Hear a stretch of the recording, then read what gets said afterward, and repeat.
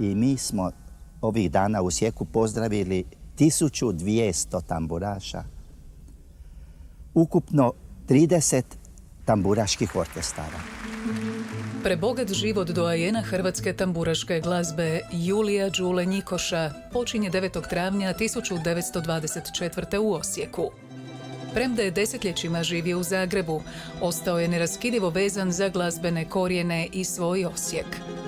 Muzikolog, glazbenik, skladatelj i dirigent, glazbeni kritičar, novinar i još štošta, već kao dječak zavolio je tamburu. Zaljubio se u priče puka i njegove melodije. Istraživao je i povijest tamburaške glazbe te skladao zabavnu i orkestralnu glazbu inspiriranu slavonskim folklorom.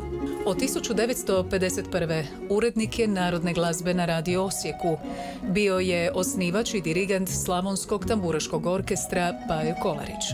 Mnoga amaterska glazbena društva razvila su se zahvaljujući baš njemu.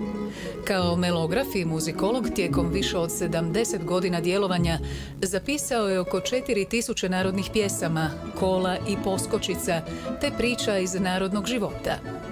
Svoj muzikološki rad objavio je u 10-ak knjiga. Julije Njikoš bio je i predsjednik radne skupine za narodnu glazbu, te član Međunarodnog savjeta za narodnu glazbu pri UNESCO-u. Za svoj rad na očuvanju baštine nagrađen je brojnim priznanjima. Uz suprugu Veru Svobodu desetljećima je promicao hrvatsku pučku glazbenu tradiciju kontinentalne Hrvatske. Djelo ga je nadživjelo, a Slavonija, Baranja i Srijem, te posebno rodni grad Osijek, koje je toliko volio i kojima je posvetio cijeli život i nezaboravne pjesme, dostojno mu odaju priznanje.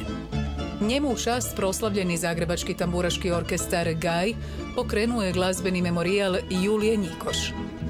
Festival hrvatske tamburaške glazbe koji je Osijek postavio na svjetsku kartu festivalskih gradova i dalje živi, a STD Pajo Kolarić zajedno sa šokačkom granom Osijek pokrenuo je dane Julija Njikoša.